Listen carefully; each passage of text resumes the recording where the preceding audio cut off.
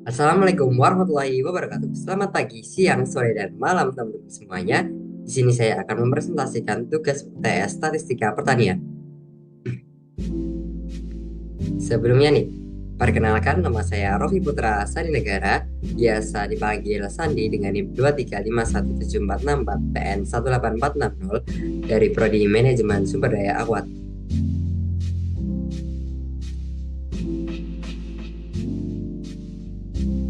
Nah, di sini kita langsung masuk aja nih teman-teman di soal yang pertama, di mana soal yang pertama ini kita diminta untuk membuat rancangan suatu percobaan di luar dari contoh-contoh atau dari jurnal yang sudah kita bahas di kerja kelompok atau pertemuan-pertemuan sebelumnya.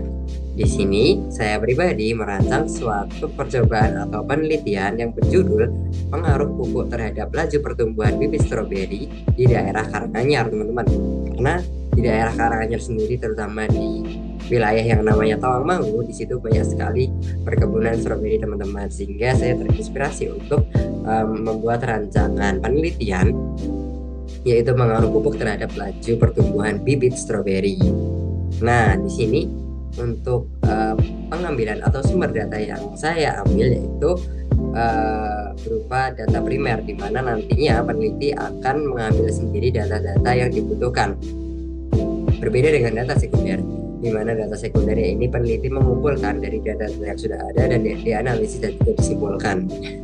Lalu di sini saya menggunakan data dengan tipe kuantitatif, di mana akan berupa angka-angka, bukan merupakan suatu kualitas atau kualitatif. Di sini tujuan penelitian yang saya rancang yaitu gimana sih pengaruh pupuk terhadap pertumbuhan atau laju pertumbuhan dari bibit stroberi ini, karena pupuk cukup penting guna menunjang atau mempercepat laju pertumbuhan dari tanaman.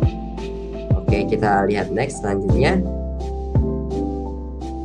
Nah, di sini ada tabel dan juga ada grafik ya teman-teman. Kita bahas satu persatu. Di sini jenis pengumpulan datanya yaitu berupa time series, yaitu suatu rentetan waktu dan akan berkelanjutan atau kontinuitas. Di sini kita lihat ada dari tanggal 14, 16 dan seterusnya sampai tanggal 26. Lalu di sini jenis tabelnya merupakan tabel distribusi frekuensi, di mana ada pengulangan-pengulangan dan dikelompokkan dalam tabel ini. Dan selanjutnya di sini ada diagram garis, teman-teman. Nah, diagram garis ini kita dapatkan melalui hasil dari tabel ini, teman-teman. Nah, melalui diagram garis ini juga kita dapat mengetahui pupuk apa sih sebenarnya yang bagus untuk mempercepat laju pertumbuhan stroberi, teman-teman. Nah, di sini kita lihat dari grafik yang paling menjulang tinggi nih ya, teman-teman. Jadi, selama beberapa hari dapat kita ketahui pupuk yang paling bagus yaitu yang pertama ada pupuk kandang, ada pupuk anorganik, dan juga ada pupuk urea, dan terakhir adalah pupuk humus, teman-teman. Nah, jadi di sini teman-teman, fungsinya dari penelitian yang saya rancang adalah kita mengetahui ini pupuk apa yang sebenarnya bagus untuk mempercepat laju pertumbuhan bibit stroberi, teman-teman.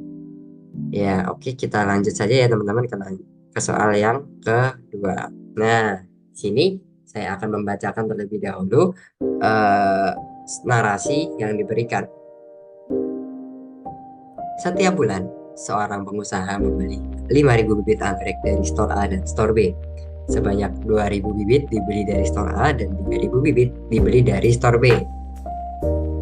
Nah, dari pengalaman sebelumnya, diketahui bahwa rata-rata sebanyak 500 bibit dari store A tidak tumbuh dan sebanyak 2.700 bibit store B tumbuh dengan baik. Di sini kita diperintahkan untuk buatlah tabel kontingensi dari kasus di atas. Di sini dapat kita ketahui ya teman-teman, dari store A kita diketahui dari jumlah tanaman yang tumbuh tidak baik, yaitu sekitar 500 bibit.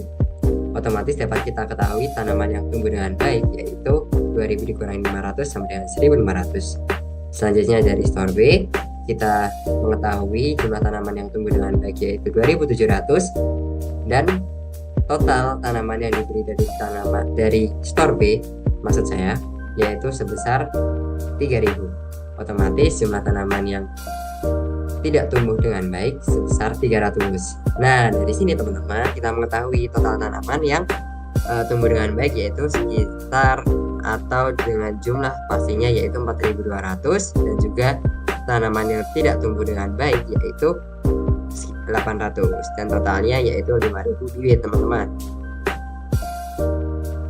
Nah, di sini kita lanjutkan dari soal yang kedua.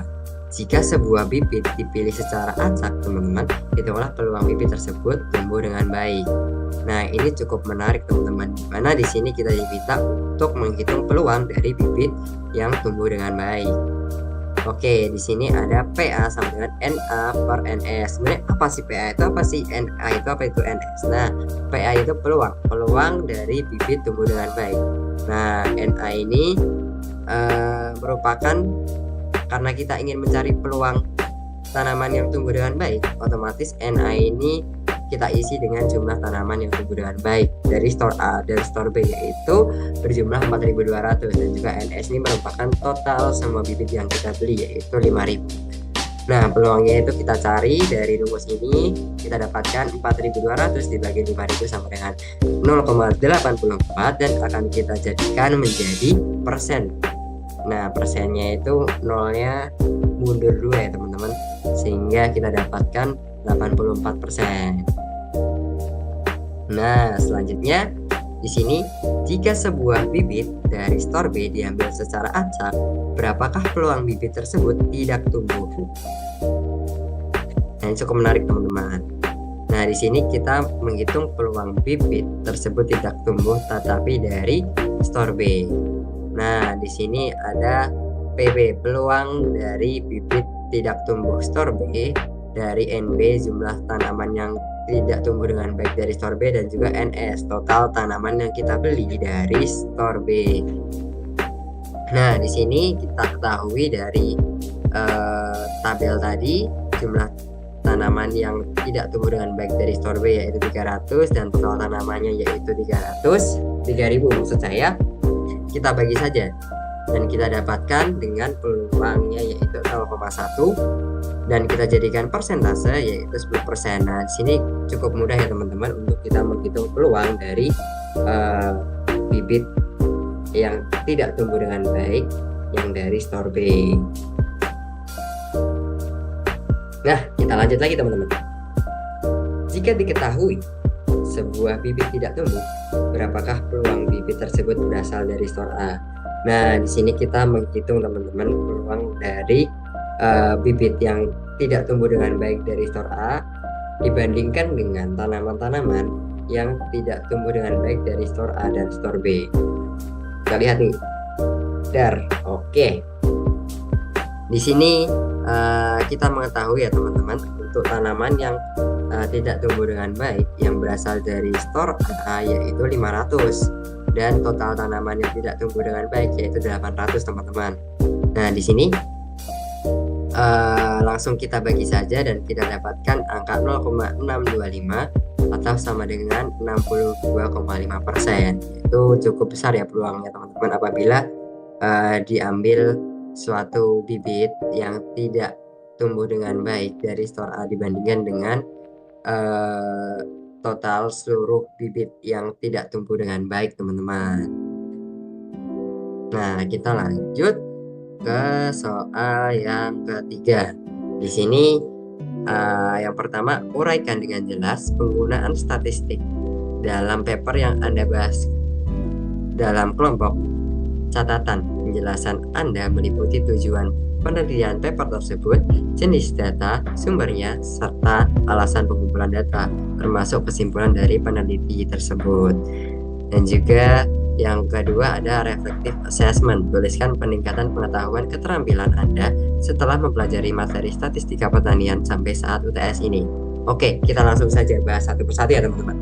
Di sini kami dari kelompok 2 mengambil jurnal yang berjudul Factors Affecting Agriculture and Estimation of Crop Yield Using Supervised Learning Algorithm. Nah, ini dari judulnya aja udah menarik banget ya teman-teman. Oke, kita akan bahas satu persatu.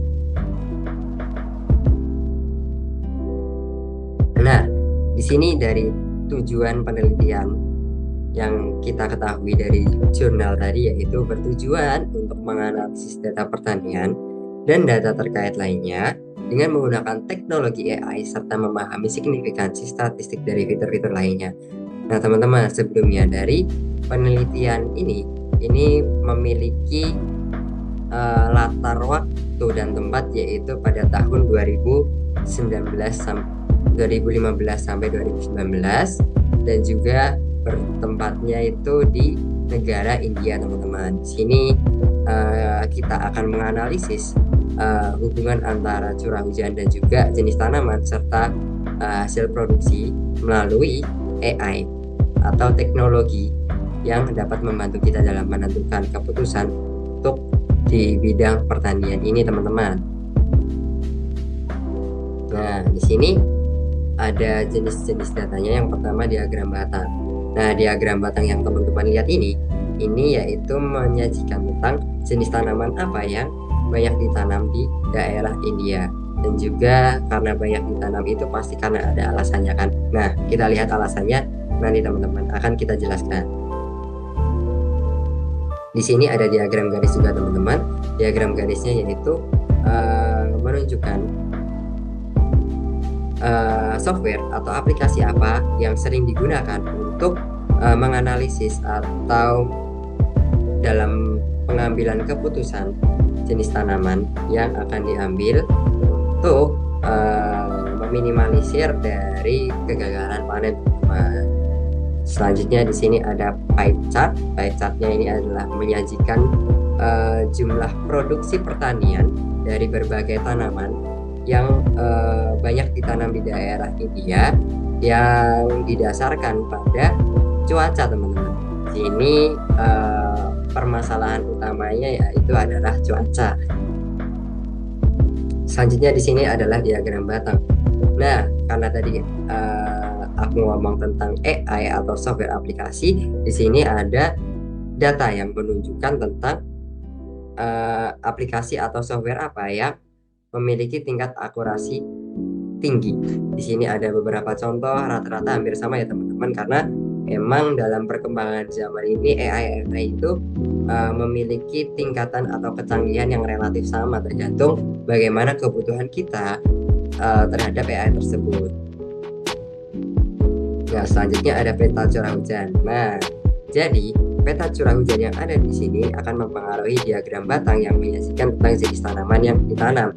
Di sini jika kita lihat ya, teman-teman, peta curah hujan yang ada di India ini cukup rendah, sehingga dari curah hujan sendiri akan mempengaruhi kelembapan tanah, nutrisi tanah, kesuburan tanah, sehingga kita memerlukan analisis untuk mengerti potensi tanaman apa yang dapat kita manfaatkan dan kita kembangkan di daerah India ini, dan juga nantinya akan meningkatkan jumlah produksi pertanian dan akan meminimalisir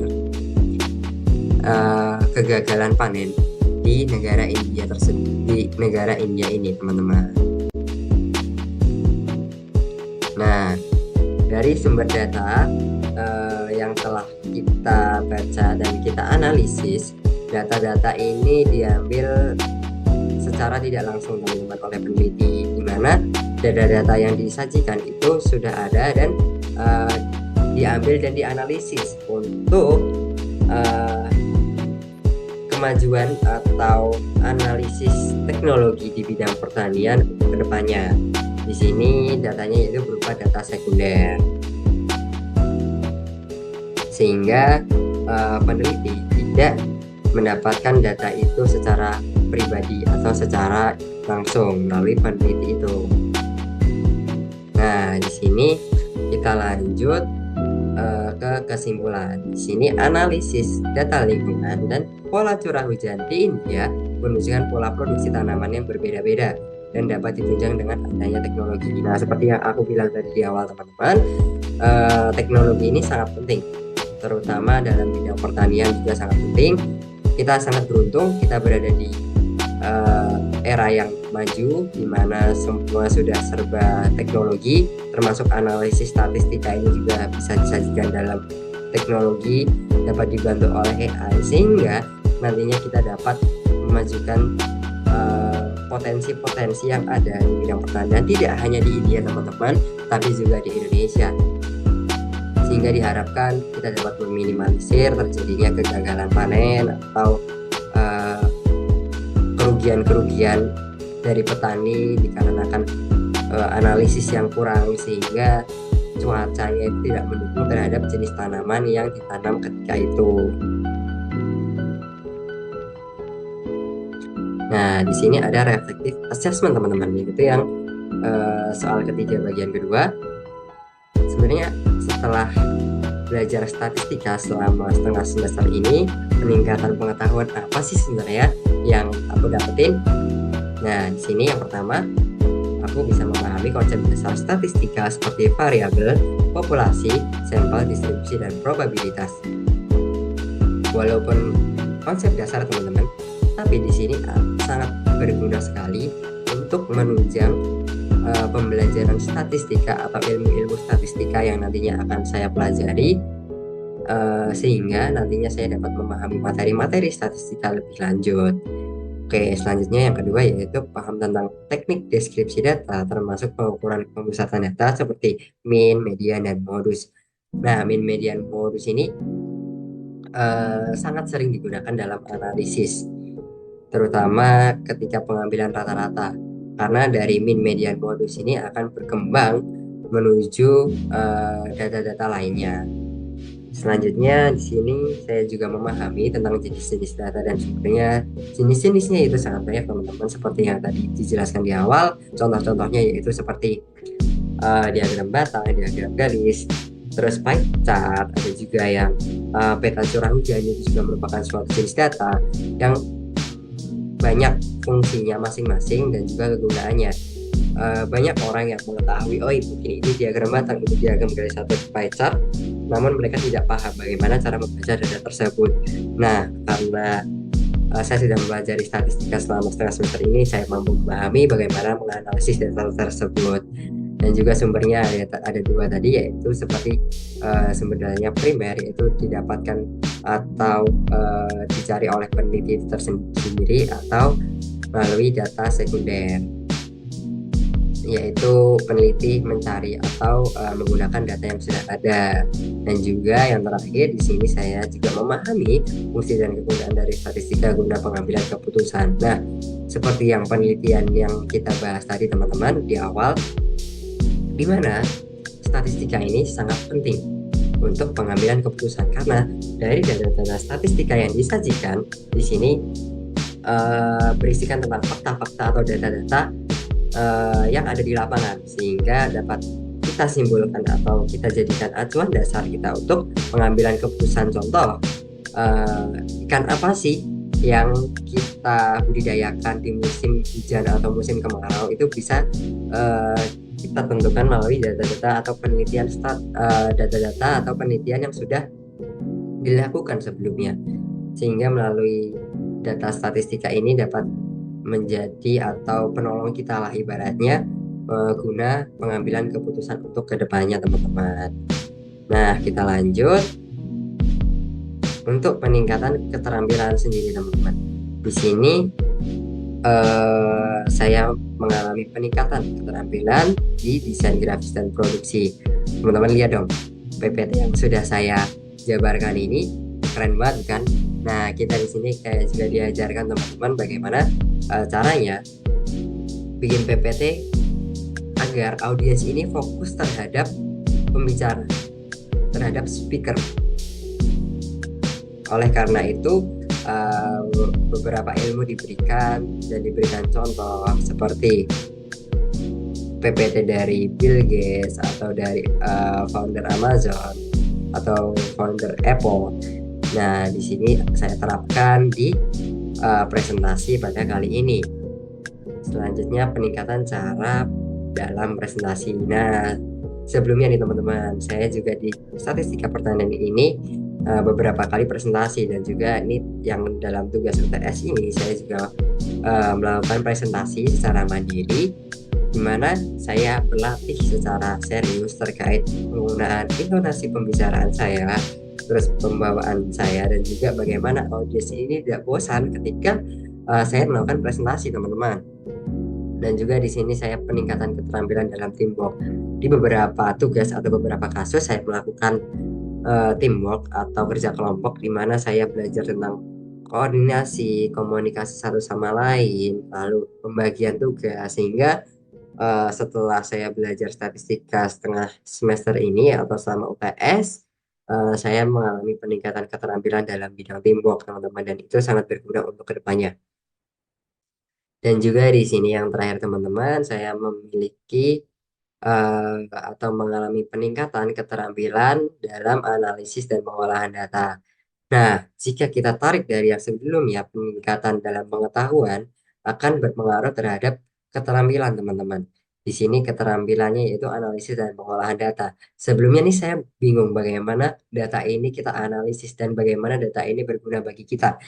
Namun setelah saya belajar statistika selama setengah semester ini, saya memahami bahwa data itu sangat penting dan itu sangat berguna bagi kita. Dan saya bisa memahami bagaimana data ini eh, dapat berguna dalam bidang apa, dalam bentuk apa, dan kapan data itu akan berguna. Selanjutnya, saya eh, mengalami peningkatan keterampilan dalam pengolahan data. Nah, data-data ini sangat kompleks, teman-teman. Sangat perlu ketelitian yang tinggi, bahkan dari 0, itu juga perlu kita perhatikan sekali karena nantinya akan mempengaruhi hasil hasil akhir kita. Sehingga eh, setelah saya belajar statistika ini, saya memahami bagaimana untuk mengolah data, membuat data, bahkan dalam segi tabel grafik pun itu memiliki kesulitan tersendiri, teman-teman. Sehingga eh, untungnya ketika saya belajar statistika ini, saya dapat meningkatkan keterampilan saya dalam pengolahan data. Iya, kita sudah sampai di slide yang terakhir. Saya mengucapkan terima kasih sebesar-besarnya, terutama kepada dosen pembimbing saya, pengabu saya, karena sudah mengajarkan materi-materi statistika yang sangat berguna bagi saya, baik itu dalam bidang pengetahuan maupun keterampilan. Apabila saya ada salah kata, saya mohon maaf sebesar-besarnya. Mungkin cukup sekian presentasi dari saya, kurang lebihnya mohon maaf. Wassalamualaikum warahmatullahi wabarakatuh.